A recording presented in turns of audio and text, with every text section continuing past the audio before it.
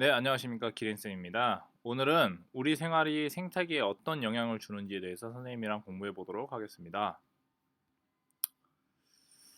자, 하천에 사는 물고기가 죽어 있대요. 도대체 그 죽은 까닭은 뭘까요? 네, 아이가 그러네요. 엄마, 이게 무슨 냄새예요? 하천에 거품이 둥둥 떠 있어요. 그렇구나, 저기 죽은 물고기도 보이는구나. 네, 도대체 물고기가 죽은 이유는 무엇일까요? 오늘은요, 오염물질이 무시 바다에 미치는 영향을 알아보기 위한 실험을 한번 살펴볼 거고요. 그 다음에 환경오염의 원인을 알고 환경오염으로 인한 생태계 파괴 사례를 한번 살펴보도록 할 겁니다. 그리고 사람들의 생활이 생태계에 미치는 영향을 살펴보겠습니다.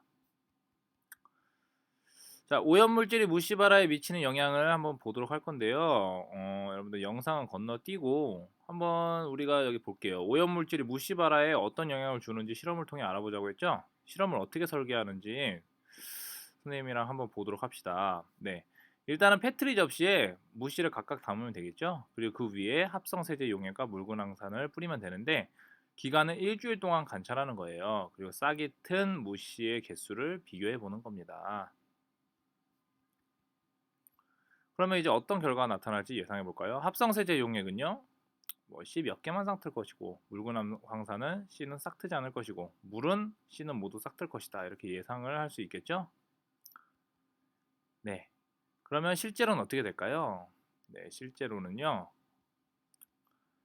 합성세제에서는 하나만 이렇게 나왔고요. 그 다음에 묽은 황산에서는 전혀 나오지 않았고, 물에서는 네, 30개가 나왔네요.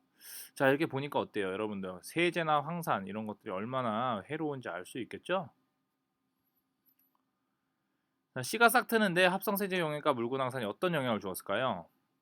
네, C의 싹 트는 부분을 손상시켜서 C가 싹 트는 것을 어렵게 만들었다는 것을 알 수 있습니다. 두 번째 활동입니다. 사람들의 생활이 생태계에 미치는 영향을 알아봅시다. 네, 하나는 기름 유출이고요. 하나는 공장 매연, 하나는 산림 훼손이네요. 이렇게 사람들의 활동으로 자연환경이나 생활환경이 더럽혀지거나 훼손되는 현상을 환경오염이라고 합니다. 환경오염의 원인을 알아보고 환경이 오염되면 생태계에 어떤 영향을 주는지 생각해 봅시다. 자, 비생물적 환경 요인인 흙. 흙의 오염의 원인은 생활 쓰레기나 농약 등이 있죠. 그래서 생태계에 주는 영향은요. 식물이 잘 자라지 못하거나 식물의 형태가 달라지고 식물의 오염물질이 쌓입니다. 또 하나는요, 물이죠. 물은 폐수나 어떤 가정에서 생활 하수 등으로 오염이 됩니다. 그러면 물이 더러워지고 악취가 나면서 그곳에 살고 있는 물고기는 오염된 물을 먹고 죽거나 형태가 이상해지기도 합니다.